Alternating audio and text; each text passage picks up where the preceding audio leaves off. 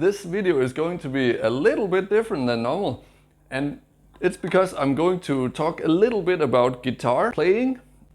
By understanding how to learn to play a song on a guitar, there's a whole lot you can learn from the method of how to do that you can apply to how to learn to get better at riding motocross and learning new skills, correct skills for motocross.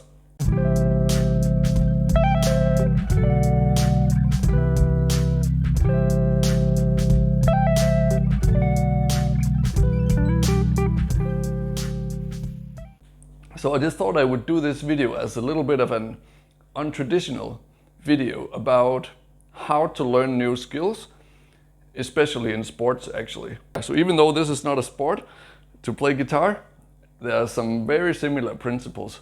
So let's get started.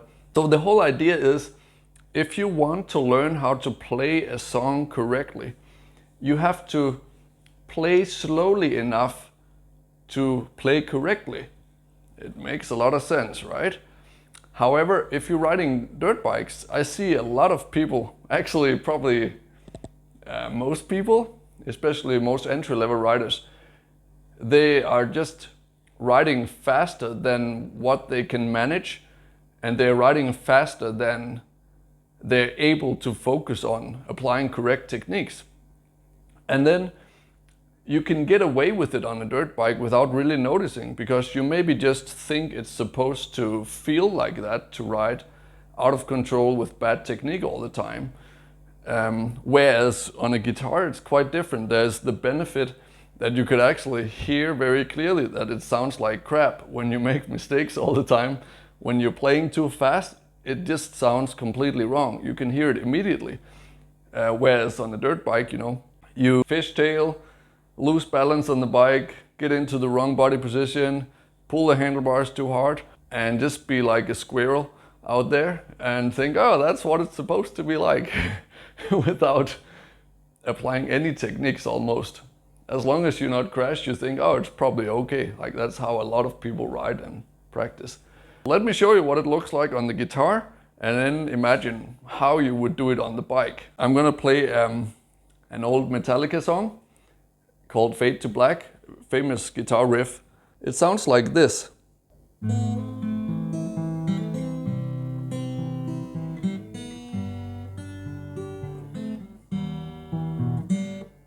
And now I will try to play it too fast so I make mistakes, and then I'll try to play it slower so you can see how you should probably practice if it's your first time learning this song. So.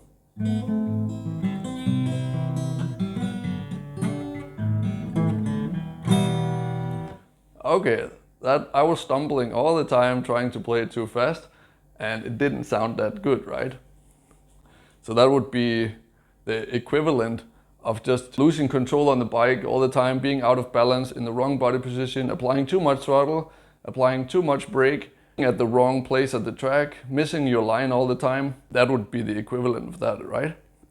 So instead, you should try to practice slower, just up to the limit where you're sure you're not gonna make any mistakes, and then keep it there. And then when you repeat it many times at a slow pace, it'll become so easy that you can up the pace and still not make mistakes.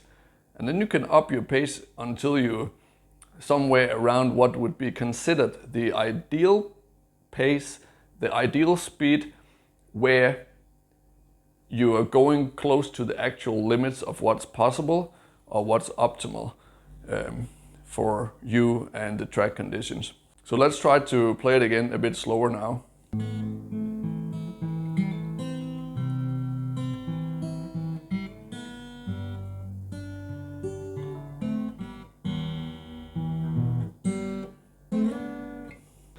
And you could play even slower than this if it's your very first time playing. And let's not forget the neurological aspect. Actually, learning a new skill is reinforcing a neurological pathway through repetition. So that means if you're practicing something the wrong way a lot of times, then that will be your normal way of executing the skill. So actually it's very important, if you actually want to become a really good rider, that you learn how to practice the correct way and then reinforce the correct neurological pathways for the action that you're trying to learn. You could also say, simply just train within your comfort zone where you're not close to making mistakes. And you could play even slower than this if it's your very first time playing. So just like...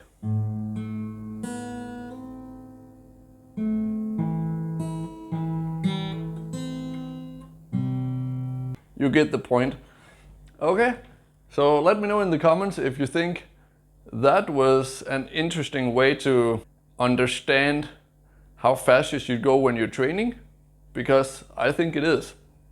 So the point is, don't go any faster when you're training certain skills than you can actually execute the skill every time, or 90% of the times or so. And then only focus at one skill at a time when you're training new skills, or divide it into sections. So let's say you have like 3 sections of the track, and then on each of these 3 sections you focus on different skill, so you can split it up in your mind. Especially it's okay if the sections are not too close to each other, if they are separated around the track.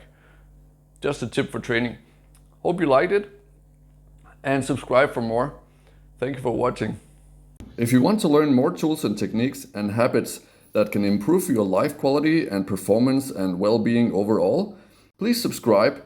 And if you like tropical island holidays, check the link in the description for my 2-time TripAdvisor award-winning training camp, where we train fitness and action sports together while learning to live a healthy lifestyle and, maybe most importantly, have fun at the same time. And if you're really serious about improving yourself, you should definitely check out my full online courses, where I share step-by-step programs on how I developed my own routines over the last 12 years as a CEO, working in 4 different countries, while being a successful competitive athlete with more than 20 years of experience in fitness and nutrition. Check the link in the description for that. And in any case, thank you so much for watching. Have a great day, be awesome, believe in yourself, and see you on the next one.